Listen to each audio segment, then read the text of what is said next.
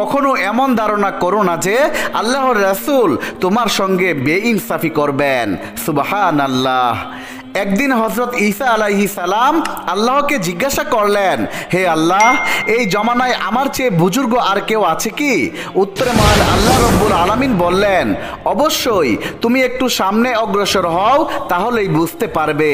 মহান আল্লাহ রব্বুল আলামিনের নির্দেশে হযরত ঈসা আলাইহিস সালাম চলতে লাগলেন সামনের দিকে।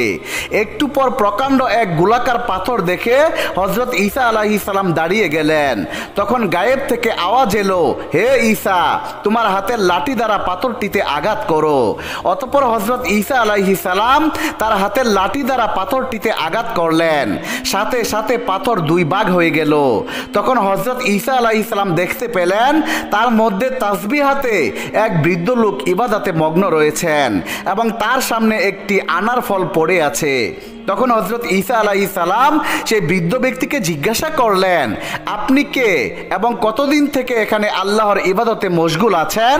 বৃদ্ধ ব্যক্তিটি তখন বললেন, আমি এই এলাকারই একজন মানুষ। আমার মায়ের দোয়ায় আল্লাহ আমাকে এই বুজুর্গি দান করেছেন। 400 বছর থেকে এই পাথরের মধ্যে বসে আমি আল্লাহর ইবাদতে মগ্ন আছি। আমার আহারের জন্য আল্লাহ তাআলা প্রতিদিন জান্নাত থেকে একটি ফল পাঠিয়ে দেন। সুবহানাল্লাহ। বৃদ্ধ ব্যক্তি কথা শুনে হযরত ঈসা আলাইহিস সালাম কাঁদতে কাঁদতে বললেন, হে আল্লাহ, আমি তোমার নিকট অপরাধী। আমি বুঝতে পেরেছি যে এই ব্যক্তি আমার চেয়েও বুজুর্গ এবং সম্মানী। তখন আল্লাহ তাআলা বললেন, হে ঈসা, জেনে রাখো, শেষ জামানার নবীর উম্মতের মধ্যে যে ব্যক্তি শাবানের চাঁদের 15 তারিখে রাত জেগে ইবাদত করবে এবং দিনে রোজা রাখবে, নিশ্চয়ই সেই ব্যক্তি আমার নিকট এই বৃদ্ধর চেয়েও বেশি বুজুর্গ এবং প্রিয় হতে পারবে। সুবহানাল্লাহ। তখন হযরত ঈসা আলাইহিস সালাম কেঁদে কেঁদে বললেন, হে আল্লাহ, তুমি যদি আমাকে নবী না বানিয়ে আখিরি জমানার নবী হযরত মুহাম্মদ সাল্লাল্লাহু আলাইহি সাল্লামের উম্মত বানাতে, তাহলে কতই না সৌভাগ্য হতো আমার। তখন আমি এক রাতে এত এত সওয়াব কামাই করতে পারতাম। সুবহানাল্লাহ। প্রিয় দর্শক, আসুন আমরা যারা আখিরি নবী হযরত মুহাম্মদ সাল্লাল্লাহু আলাইহি সাল্লামের উম্মত হওয়ার সৌভাগ্য অর্জন করতে পেরেছি, তারা সবাই কমেন্টে লিখি আলহামদুলিল্লাহ। একবার মদিনায় 3 দিন যাবত হযরত মুহাম্মদ সাল্লাল্লাহু আলাইহি সাল্লামের খবর ছিল না। উমর রাদিয়াল্লাহু তাআলা আনহু তরবারি হাতে নিয়ে বললেন, এই মদিনার মুনাফিকরা বলো রাসূল সাল্লাল্লাহু আলাইহি সাল্লাম কোথায় আছে? কিছুক্ষণের মধ্যে যদি রাসূল আকরাম সাল্লাল্লাহু আলাইহি সাল্লামের খবর না দিতে পারো, তবে মদিনার একটা মুনাফিককেও উমরের তরবারি আঘাত থেকে কেউ বাঁচাতে পারবে না। মুনাফিকরা ভয়ে ভয়ে কাঁপতেছে আর বলছে, আমরা তো রাসূলের খবর জানি না। এমন সময় হযরত আবু বকর রাদিয়াল্লাহু তাআলা আনহু বললেন, উমর, পথ চলতে চলতে বহুদূরে জাবালে সালাত মদিনার থেকে 3.5 মাইল দূরে, ওইখানে গিয়ে দেখেন কতগুলো উট বেড়া বকরি রশি ধরে রাখালেরা দাঁড়িয়ে আছে। সেখানে গিয়ে বিশ্বনবীর খোঁজ করা যেতে পারে। আবু বকর রাদিয়াল্লাহু তাআলা আনহুর কথা শুনে হযরত উমর রাদিয়াল্লাহু তাআলা আনহু আবু বকর রাদিয়াল্লাহু তাআলা আনহুকে সাথে নিয়ে সেখানে রওনা করলেন। সেখানে উপস্থিত হয়ে আবু বকর রাদিয়াল্লাহু তাআলা আনহু রাখালদেরকে উদ্দেশ্য করে বললেন, হে রাখালরা, এই পথ দিয়ে দিনের রসুলকে যাইতে দেখেছো নাকি? রাখালেরা বলল, আজ 3 দিন পর্যন্ত ওই পাহাড়ের গুহায় একটা লোক উম্মতি উম্মতি বলে কাঁদছে। সেটা দেখে আমাদের উট বেড়া বকরিগুলো ওই দিকে তাকিয়ে তাকিয়ে কাঁদতেছে। উটের বাচ্চা উটের দুধ খায় না, বকরির বাচ্চা বকরির দুধ খায় না, শুধু ওই পাহাড়ের দিকে তাকিয়ে কাঁদছে। আমরা এত করে পেটালাম, 3 দিনের ভিতরে একটা পশু ও ঘাসে মুখ লাগায়নি, বাড়ির দিকেও ফিরিয়ে নিতে পারছি না। দয়া করে ওই লোকটাকে বের করে নিয়ে যান।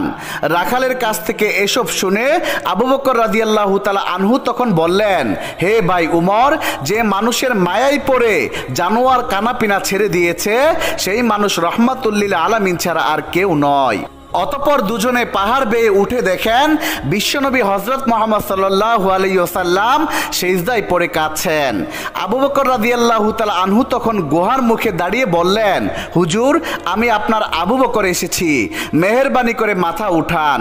আজ 3 দিন যাবত মদিনার অলিতে গলিতে পাগল হয়ে রসুল রসুল বলে ডাকি, হুজুর মদিনায় চলেন। মদিনার মানুষগুলো কাঁদতে কাঁদতে পাগলের মতো হয়ে গেছে।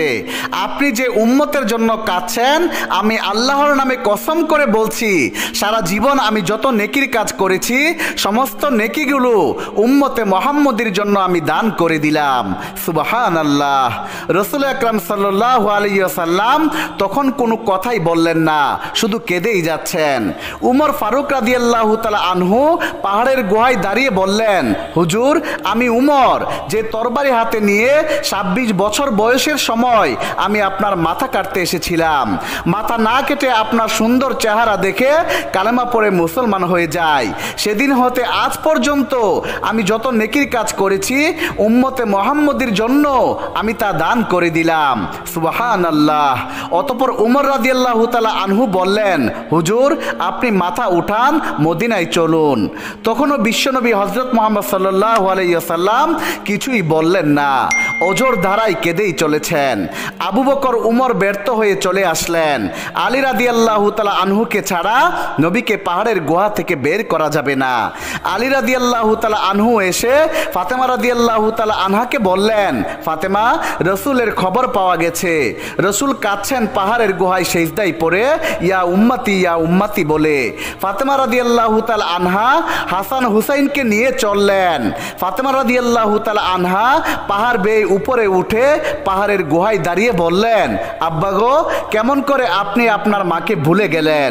কোথাও সফরে যাওয়ার সময় আপনি শেষ বিদায় আমার কাছ থেকে নিতেন, আজ 3 দিন যাবৎ আপনার কোনো খবর নেই। আপনার মায়ের কাছে না বলে আপনি উম্মতি বলে পাহাড়ের গুহায় এসে কাঁদছেন। আপনার চিন্তায় 3 দিন পর্যন্ত কিছু আহার করিনি। মদিনার মানুষগুলো এতিমের মতো রাস্তায় গড়াগড়ি দিয়ে কাঁদছে। হুসাইন হাসান কাঁদছে, ওদেরকে বোঝাতে পারছি না। বাবা গো, যে উম্মতির জন্য কাঁদছেন সেই উম্মতির জন্য আর কাঁদতে হবে না। আমি আপনার মা এসেছি, আমি ফাতেমার জিন্দেগির সমস্ত নেকিগুলো আপনার উম্মতকে দিয়ে দিলাম। নবী তখন কিছুই বললেন না, শুধু কেঁদেই চলেছেন। এবার ফাতেমা রাদিয়াল্লাহু তাআলা আনহা আল্লাহর দরবারে বললেন, হে আল্লাহ, তুমি সাক্ষী থাকো, দেওয়ার মতো কিছুই আমার নেই।